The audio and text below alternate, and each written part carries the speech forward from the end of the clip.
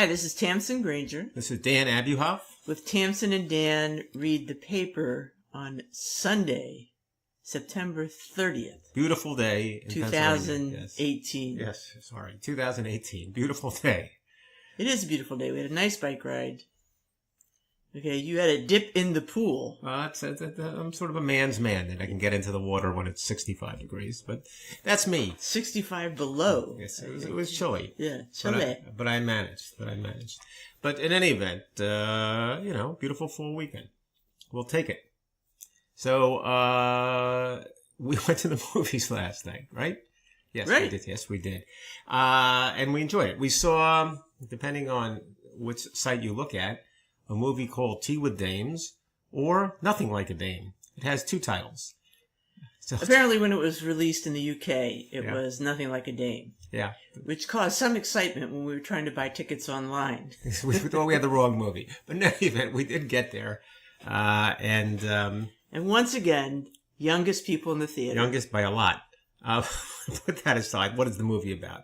Because it's not that well-known a movie, but it was quite good. We've mentioned it before. It's a documentary about these four actresses made by Roger Mitchell, and the actresses are... Actresses are Judi Dench, Eileen Atkins, Maggie Smith, and Joan Plowright. So when I mentioned this to my mom, yes, who's 93, she said she recognized Judi Dench and Maggie Smith. Of course, Maggie Smith has been on a lot of popular stuff lately, like Downton Abbey, and Harry Potter, and so on. But she was clueless about Joan Plowright and Eileen Atkins. Okay. So tell us who they are. Okay. Sure. Eileen Atkins was, as all four of these women who became dames, which is like being knighted in the UK, her career was primarily as a stage career. And she first did a lot of Shakespearean work in the UK, came over to New York with the production of Killing of Sister George in 1966, which was sort of a sensation. Never really had a big film career. Interestingly, had some very interesting television and wrote television. What? Wrote. She wrote. She co-created the series Upstairs, Downstairs. Oh, okay. Which is a big deal. And she wasn't even in it. Because she was too busy doing plays. So she's had a very interesting career. Joan Plowright, again, a lot of stage work, National Theatre. All these women worked in the National Theatre in the UK. Came to New York and won a Tony in a play called Taste of Honey in 1961, where she co-starred with Angela Lansbury.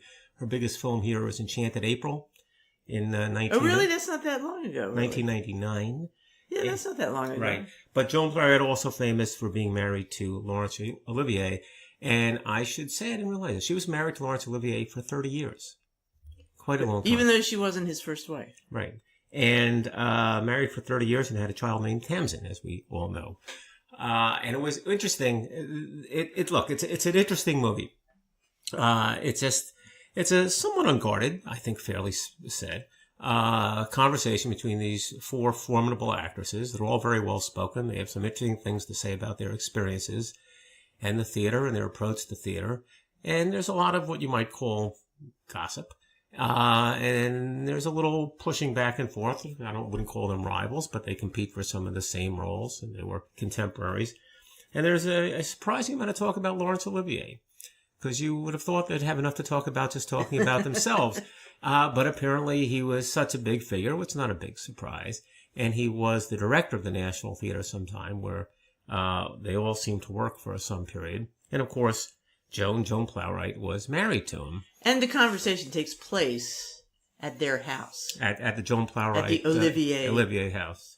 Right. And of course, Joan Plowright says at one point, it was fascinating and interesting being married to Laurence. And of course, a nightmare is the word she uses. Also. Okay. Yeah. So anyway, it's... but you recommend quiet, but yeah. I mean, it's a fascinating conversation. Yeah. Between these I think that's true. Ladies jousting for attention at some points, and just exchanging memories. Right. And I don't think, look, I'm obviously Judi Dench and Maggie Smith have had the more recent film career and television career, but they're all made their name in stage acting, and that's what they really want to talk about. stage acting. That's the way they see themselves as stage actresses. And I don't think you have to know a lot about these women to enjoy the movie. I mean, what's your view on that? I didn't really know all that much about any of them. So I think that's the critical thing that a person might consider before going to the movie. And there are stills from their various performances. That was very interesting. Interspersed. They have stills and even some live scenes, some live talk, and that was very interesting too. Yeah. So I think it's including one old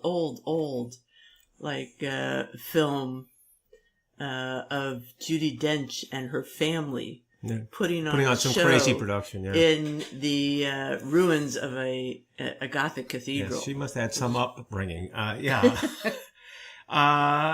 it's quite revealing, and so again, don't think you need to know the women's career too terribly much. You don't have to be that big a theater lover. You just have some acquaintance perhaps with the theater.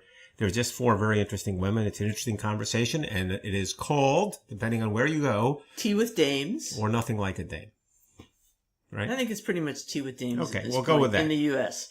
Okay, but all right, so enough. We'll recommend it. About ladies in theater. Right. So let me go to sports because Tamsen's been pushing me to talk more about sports. She can't get enough sports. Especially, I can't get enough David Wright. I have. All right. He's gone. He's out of here. In some, that was good. That was good. In some quarters, that's a big story. David Wright played his last game for the Mets. This has been thank goodness. Sometimes called the long goodbye. David Wright, for those of you who may have forgotten or never knew who he was, it's possible because he's now in his late 30s, but he was a star some time ago. He came up in his early 20s. His first 6 seasons were extremely successful. He was an all-star. He was hitting 300 every year. He was hitting 25 to 30 home runs. He was the face of the New York Mets. They had success, and he was a, quote, future Hall of Famer. And then life happened. Life happened to David Wright in a number of ways, all beyond his control, in fairness to him. First of all, the Mets built a new ballpark, which was designed designed, you would seem, effectively to deny him any home runs. So any place he hit a ball that was a home run before was now caught because they made the fences farther out and right in his power alleys. So he can no longer hit home runs. Wow. All right. That's too bad. Yes. And then following a couple of years of frustration there, they since moved into fences, by the way. A couple of years of frustration there, he started to get injured. And there were serious injuries. And they were kind of strange core injuries. I mean, spinal stenosis, things like that. It wasn't like he was sliding into a base and breaking an ankle. It wasn't that kind of thing. His body broke down. And over the last, 5-6 years, that's been the story with David Wright. He can't play, and it was a matter of waiting for him to come back. The sad thing, other than from David's perspective, with his career, he's no all-time great or anything like that at this point. But it also, frankly, killed the Mets franchise in 2 ways. One is they were denied the services of David Wright, who might have been an important player for them. Okay. But even more so, they kept playing as if he was coming back. And as a result, they lost a couple of players who played that position, who they thought was David Wright's position, and those players became better players than David Wright. So they lost Justin Turner, who became an all-star, star on the Dodgers right now, third baseman, no place to play because they were keeping the place warm, third base for David Wright. Wow. They lost Daniel Murphy, again, came up as a third baseman. People don't remember this. He was a third baseman. Mm-hmm. He never had a home on the Mets because they're keeping third base warm for David Wright. Daniel Murphy obviously had a great career. It's cost them dearly the last 6 or 7 years to be for David Wright, but that's the way it goes. So in any event, adios, amigo. Adios to David Wright, and the Mets will turn the page, and that will be a good thing. So we look forward to that. So you found a fascinating story about schizophrenia. Right. It's in the New York Times. The title is When Cancer Meets Schizophrenia by Moises Velasquez Manoff. And it starts out with a story about a young man who's suffering from schizophrenia, has delusions. Antipsychotic drugs don't help. Symptoms are very treatment resistant. A few years after he's diagnosed with this, he actually ends up being diagnosed with leukemia. He gets treated for leukemia, and in the form of a bone marrow transplant. After that succeeds, not only does his leukemia disappear, his symptoms of schizophrenia completely disappear. And so that suggests that somehow his recovery was tied up with his immune system, and that his immune system was somehow driving his psychiatric systems. The idea seems bizarre. What does the immune system have to do with the brain? Here I'm quoting the article. But it jives with a growing body of literature suggesting that the immune system is involved in psychiatric disorders, from depression to bipolar disorder. I mean, it's even been noticed years and years and years ago at psychiatric wards, when infections would come through the ward.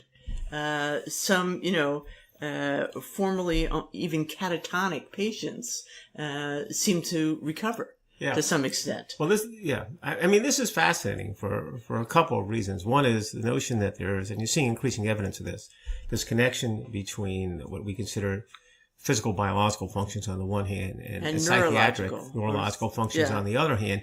I mean, psychiatry has always seemed a great mystery and a different kind of analysis, and that's not one for medical doctors, but maybe not.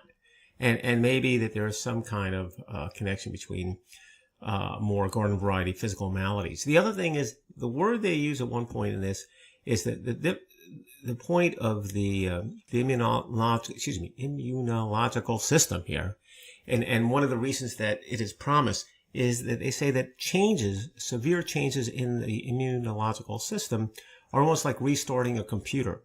Yes, yes. It's almost like you say it shuts you down and then turns you on again. And it's a reset. Right. And the reset can reset you correctly psychologically, which is crazy. Yeah. Right.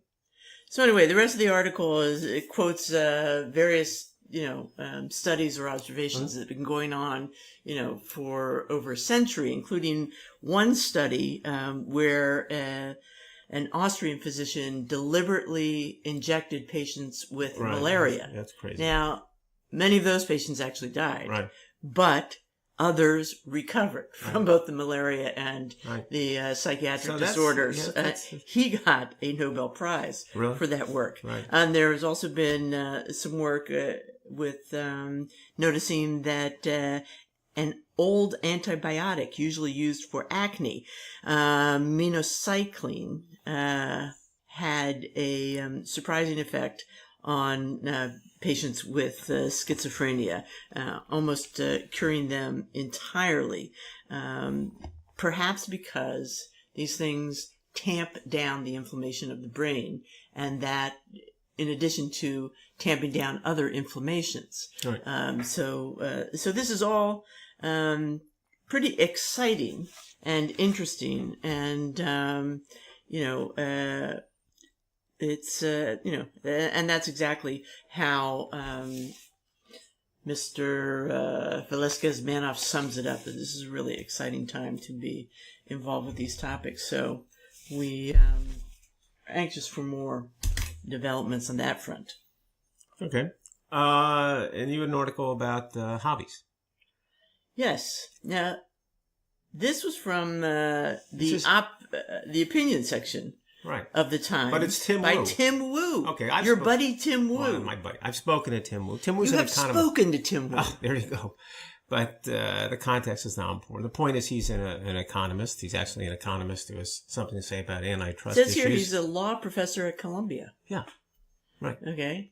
Yeah. A lot of great minds come out of Columbia, right? Or hang out at Columbia. I can go on about Tim Wu, but that's not the point. The point is he's highly regarded. This is a little bit out of his lane, if you ask me, but that's okay. But go ahead. So the title of the article is In Praise of Mediocrity. Yeah. And it starts out with him saying, I'm a little surprised by how many people tell me they have no hobbies. It may seem a small thing, but at the risk of sounding grandiose, I see it as a sign of civilization in decline. Okay? The idea of leisure, after all, is a hard-won achievement. So he goes on to say that people don't do anything for fun. Yeah.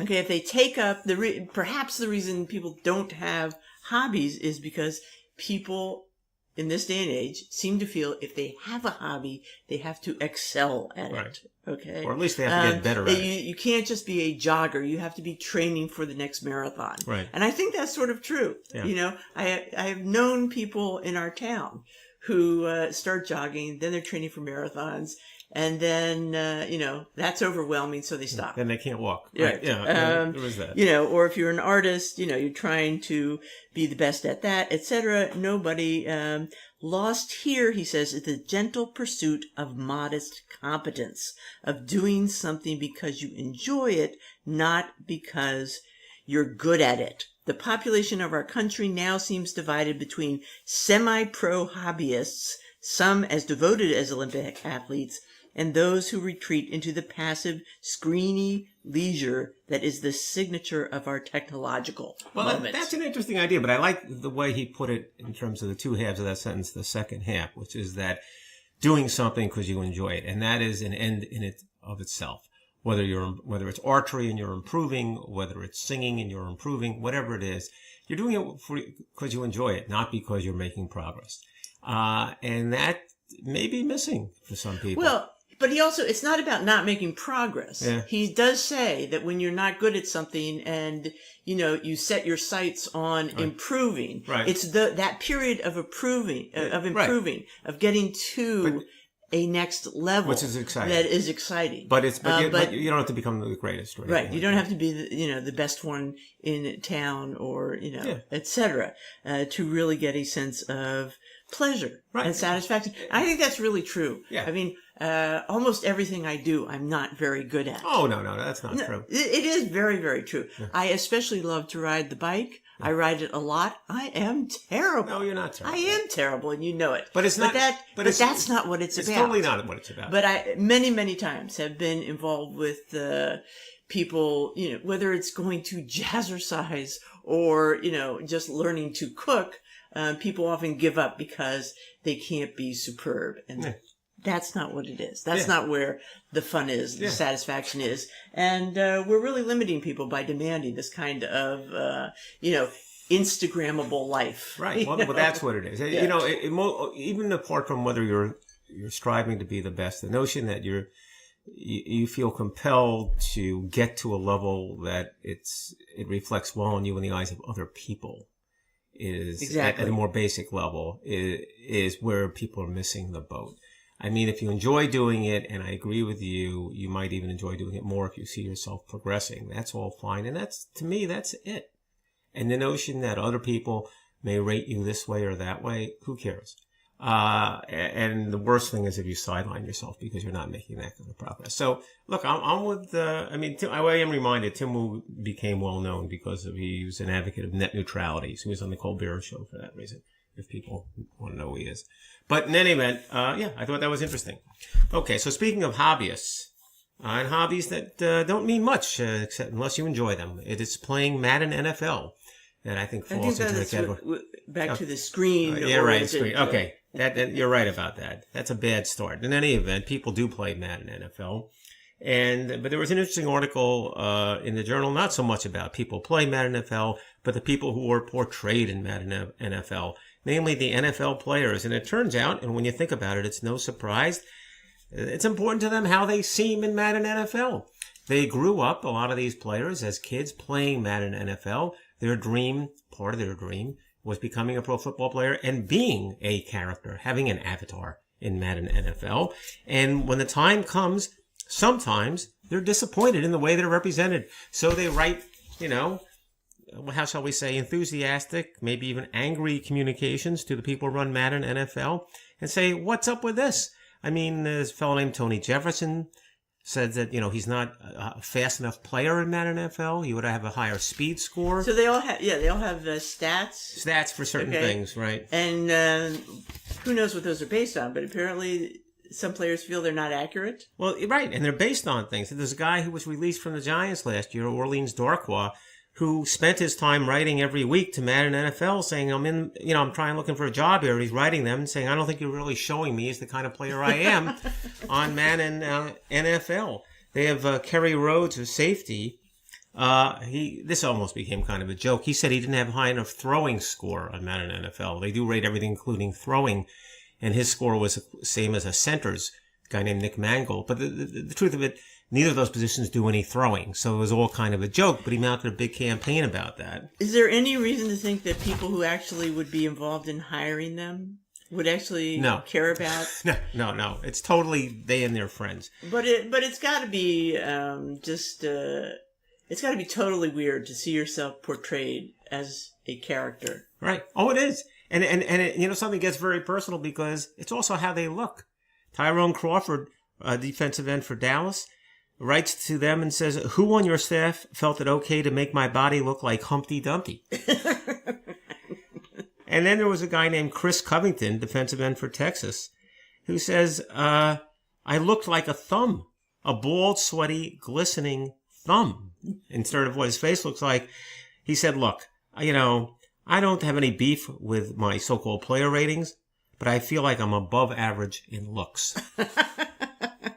All right, so this goes under the heading of be careful what you wish for. Yeah, exactly. All right, so back to the world of travel and exploration. Interesting article about the latest problems with mummies in Egypt. And the problem currently is bad drainage. Decades of flood irrigation in the fields surrounding the ancient tumble of Ambo, about 400 miles south of Cairo, has soaked the soil beneath the temple. Water has begun to penetrate sandstone foundations, combining with salt and heat to scrub clean hieroglyphs and paintings on the walls and destroy some of the structure. So this is kind of a problem. I mean, the reason we have all this fabulous stuff in Egypt is because it's buried in sand, hot, dry sand. And it's lasted thousands of years. So it's a little bit scary that some of this stuff is disappearing before anybody can dig it up. And in this case, of course, the U.S. and other groups are funding some kind of help to preserve it. But in the course of the article, brought up a couple of things. One is the curse of the mummy, which has to do with King Tut's tomb and all the bad things that happened there. Disproven. Yeah, that's been disproven largely, and there are good reasons for all the bad things that have happened there. But it also brings to mind another huge reclamation project in Egypt, the one involving the Aswan Dam, and that was in the late 60s. And I was asking you if you remember, because I just remember it as being a kid, it being in the news. There was a huge temple by the Nile of Ramses II, dedicated to several of his important gods. There were 4 statues of him over 65 feet high. It was enormous. And next door to it, a fabulous temple for his favorite wife. Ramses had many wives. Ramses was the last great warrior king of Egypt, and he had over 100 children. And this is interesting. It was split about 50-50 between boys and girls. He had kids with everyone. Anyway, and he ruled for a long, long time. When he finally dies, the son that takes over is the 13th son. Okay, all the others have died. He outlived many of his relatives. Right. So he was kind of an amazing guy. Anyway, by building the Aswan Dam, which was going to help Egypt in terms of water supply, etc., it was going to flood and submerge those fabulous temples. So there was this huge UNESCO project to take the temples apart and move them 200 feet back in a new structure. And it was a huge project. The U.S. contributed like $40 million, which would be, $40 zillion in today's money. And it was a major big deal. And you saw these huge pieces like the face of Ramses, which would be, the height of two men being moved and put back together like some giant jigsaw puzzle. Great project, fascinating. So that brings back a lot of interesting memories there. Also, in the Wall Street Journal was an article about Humboldt, Alexander von Humboldt, and several new books about him and his explorations. And actually, one of them, Alexander von Humboldt, the complete drawings from the American Travel Diaries. Okay, so by Ottmar Etta and Julia Meyer, both of the University of Potsdam. And there's also Alexander von Humboldt and the Botanical Exploration of the Americas by Walter Lack. But he's a naturalist painter, right? That's what Humboldt is? Prussian polymath, geographer, naturalist, explorer, one of the first real proponents of the concept of, or one of the first big observers of the concept of human-induced climate change. Okay, he gives birth to a lot of the enthusiasm for science, and that sent in the whole Romantic period in the 19th century. He's born late in the 18th century. He is famous for exploring the Americas, gets everybody excited about it, including artists like Frederick Church, who will travel to South America and then do his famous fabulous paintings like The Heart of the Andes, and really getting people just tremendously excited about natural phenomenon, the beauty of natural phenomenon like that. BTW, he was, in correspondence with Thomas Jefferson. Thomas Jefferson had his exploration interests, right? And even consulted, Humboldt knew a lot of stuff. And when they're considering the Louisiana Purchase, Humboldt advises him exactly about the boundaries, etc. Also, Humboldt comes to the U.S., stops by Philadelphia, and actually meets your friend of mine, Benjamin Rush. Okay. So anyway, these books might be fun. Definitely Humboldt, impressive, fascinating guy with a legacy in botanical. Just so I can contribute to the naturalist discussion here. There's something I just came up with recently. There was an article about a beluga whale appearing in the Thames River. Is there room in the Thames for that? Apparently there is. And what's more important here is that the beluga whale was in the Thames River on the very day I was by the Thames River. Did you see the whale? I did not, but I was wondering if you ran across this, because you might have been confused that the sighting of the whale was just a matter of me being in town. Because the way they described it this way, they said the startling, very white coloration, the cleft upper lip, the absence of a dorsal fin, and the beautiful way it moves gave it away. So I might have thought that they were describing the arrival of Dan Abuhoff. Exactly. You said, that's no whale. That's Dan Abuhoff. But it turns out it was a whale. Jack McKinney passed away. Jack McKinney is someone you never heard of. And here's why. Jack McKinney was sort of Pat Riley before he was Pat Riley. Pat Riley is the very famous former coach of the Los Angeles Lakers. Like a dapper, well-dressed he is rock star of a coach. More substantively, he would have been. He actually put together and put in the blueprint for the Los Angeles Lakers team that Pat Riley took to a number of championships, the team with Magic Johnson. And that would be in the early 80s. So why is it, you ask? The blueprint? The blueprint, yes, the blueprint. They played a particular way.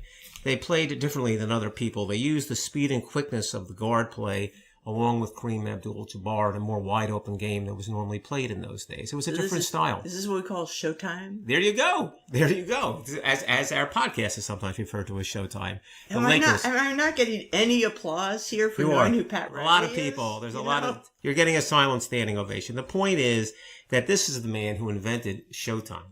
And so why is it people don't know his name? For a while I thought it was some kind of article about cable television. No. So why is it that we don't know him? And here's why. He was the coach in 1979. He was the new coach. He started putting in Showtime. They're winning games. They're 9-4. November 8th, 1979. He goes to play tennis with his assistant coach. He gets on his bicycle in California, and approaching a stop sign, the gears on his bicycle locked. McKinney flew over the handlebars. His head smashed into the concrete. No helmets in those days, causing a serious concussion. He was in a coma for 3 days. And ultimately, awful. He recovered. Lost his job. I wouldn't. Well, let me just be more specific. He lost the job. That's more the point. The assistant coach got it. Eventually, Riley got it. He did ultimately recover enough to become the coach of another team in the NBA, Indiana in particular. He had some success, but he moved around a little bit, and ultimately he had memory lapses, and he couldn't function effectively as a coach, and he kind of quietly retired. And someone wrote a bio of him at one point, or bio of the Lakers, I should say, a story about the Lakers, but he had to be included. He's an important part of that story. And they said, what do you think? He said, life isn't fair. He said, I'm okay with how everything turned out. I'm loved, but life isn't fair. Wow. So, but, life is part of it. And that's how Pat Riley got his break, and he certainly made the most of it. May I just say that can happen, flipping over the bike? Yeah. When you brake hard with the left hand. That's probably what he did. Because if you brake... that's why they tell you to brake the front wheel, yeah, that stops and the rest of your body flips over. Yeah. So that was taught to me by David and Nancy Ferguson. All right. When I first started riding bikes in my old age and in my 20s. All right. Well, he made a mistake. So you had you had a story about monastery. Monastery? Yeah. Well... this is kind of sad. In Florence, there's a famous monastery, the Convent of San Marco. It's famous for the frescoes by Fra Angelico. And they're in every, art survey, beginning book, etc. They were actually financed by Cosimo de' Medici. So, the Medicis are rich guys. That I got. And, they are money guys. They're money lenders. Money lenders are always a little bit worried about getting to heaven. So they did things. They're very interested in art, but also interested in getting to heaven. So they're financing projects like decorating the monastery. Now, that part of the monastery has been a museum for years. Yeah. That's separate. But the other part where some monks are living is going to be what they call suppressed, like will be no more. The monks will be moved to another monastery across town. Now, there are really only about 10 Dominican friars living in Florence now, so it doesn't affect that many people, but they just feel it's sad for this old and very... at one point influential monastery to hit its demise. Also, Savonarola, the famous book burning monk lived there as well. Oh, really? So it's a famous site that they'll have to see what they want to do with. They sort of are asking the museum, do you want the rest of the monastery? And the museum is saying, we're not sure what we can do with it. One of the biggest problems in Italy is they have no money for museums. They have no money to maintain any of this. So they're not looking to have new museum space. Then we have a very interesting article addressing, you may be wondering, why the excitement about wet t-shirt contests? Okay. I was wondering about that. Yeah. What is the how excitement? Does that happen? So there's a question answer part of the New York Times science section. Why do some fabrics become transparent when wet? And it turns out that cloth, like paper, is made up of discrete strands of fiber with air between them. Light hitting the dry material is somewhat scattered, but a good share is reflected to the eye. With that reflection, the material becomes visible. Okay? Compared with strands in the material, air has a low refractive index. Okay? Water, on the other hand, has a higher refractive index, closer to that of the fibers. When water or another liquid soaks the fabric, the spaces between the fibers are filled with it. There is a smaller change in the angle of light that hits the material, resulting in more internal scattering. Less of the light comes back to the eye. The result is less visibility for the fabric. Okay, so you don't see the fabric, but more for whatever it is covering. Yeah. Okay, the body clad in a t-shirt or a table covered with a wet tablecloth. So there you have it. Now you understand. Yeah, well, thanks for clearing that up. I was wondering about that. A little bit of science can make up for a lot of I'll fun. certainly see those contests And in a then different just light. a quick note, a new book. Peter Mayle passed away earlier this year, January, and he's famous for that book for really promoting Provence. A Year in Provence. A Year in Provence came out in 1989, and since then we've all been crazed But it turns to live out in now and enjoy that and eat in Provence. He's coming clean now, right? He's coming clean, saying it's not all roses in Provence, right? Isn't that what he's saying? Isn't that what this new publication indicates? Exactly. And, where's my fabulous quote from that?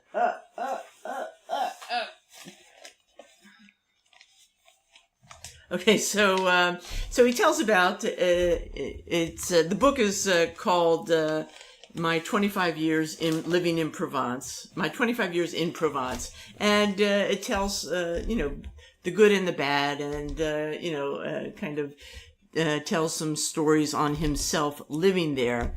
And one of the things he writes about is the tourist's tendency to see things as more picturesque than they actually are. During their early years in France, he and his wife stay at an inn that seems slightly shabby, but not without a certain faded charm. It was some time later that we were told we had spent the night in the local brothel. Well, there you go. Okay, I have to backpedal just a little bit. Yeah. Because von Humboldt, Yeah. I left out the best part of the article. Right. And that is a quote from Alexander von Humboldt himself that I think is extremely pertinent. Yes, go ahead. And that is, the most dangerous worldview, says Humboldt, is the worldview of those who have not viewed the world. Okay. All right. Fair enough. Okay, so we're now down to just a couple of obituary points. Me again.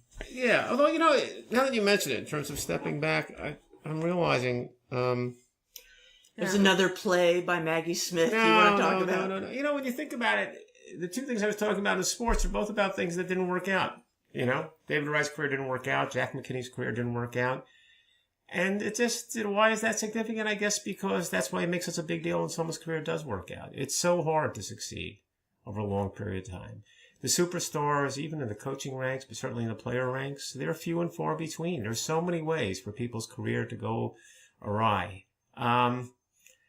That's why that gets so celebrated. It's hard.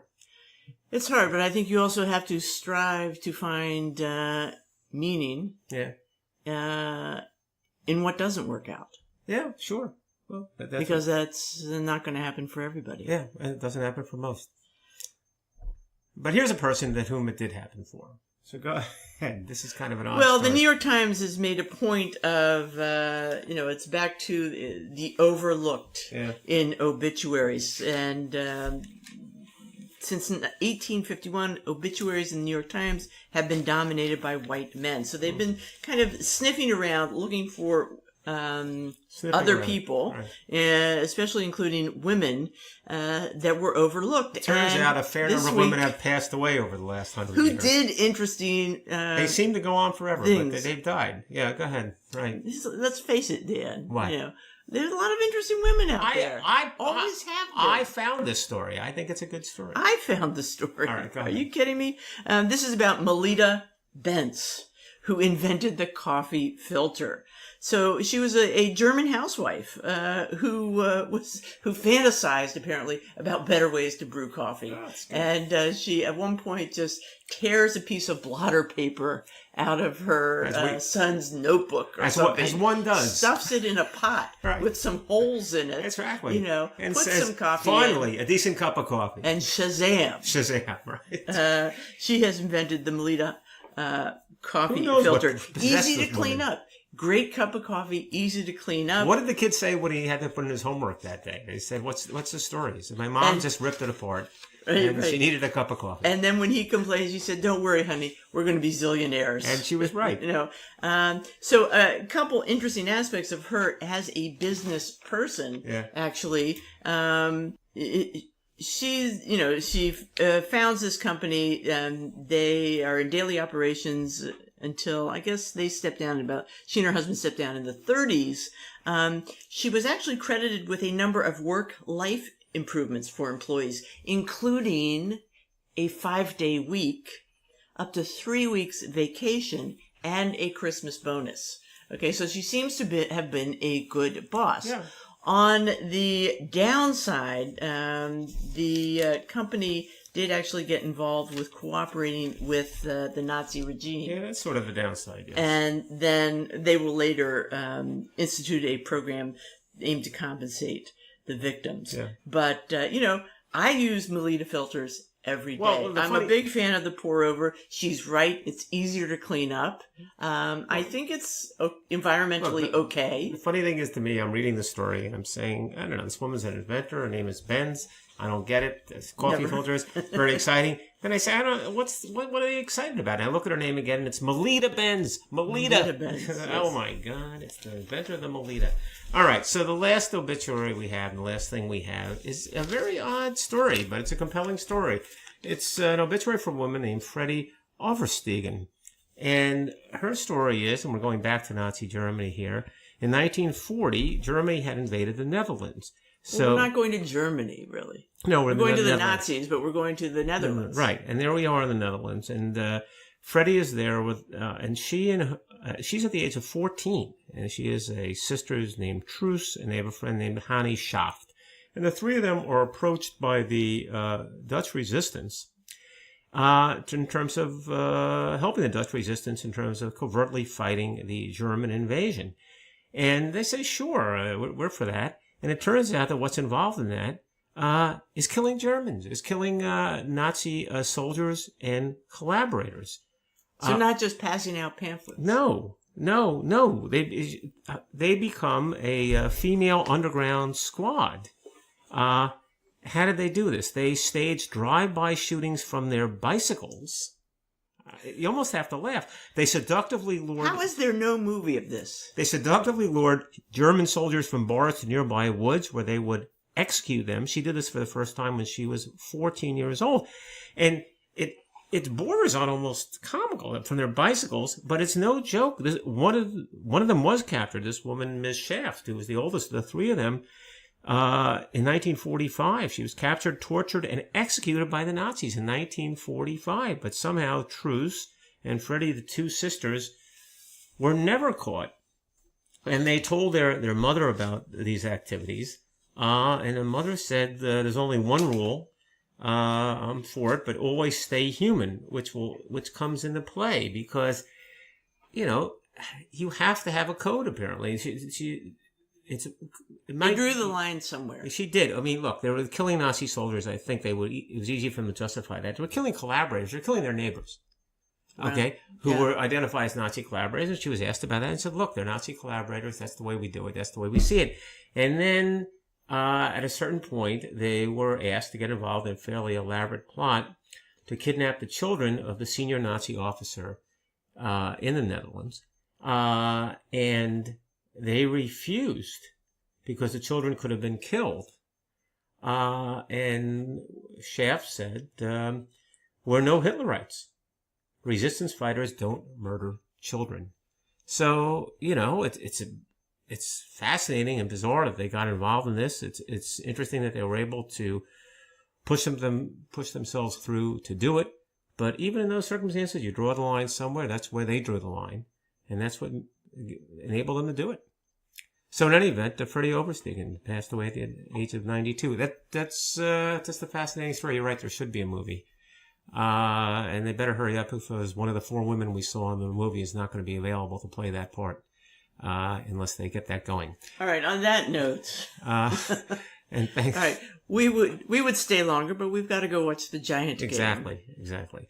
Those poor Giants. Yes, well, we'll see. See what they do this week. All right, so thanks for listening to Tamsen and Dan Read the Paper. I'm Dan Abuhoff. I'm Tamsen Granger, and that's all for today.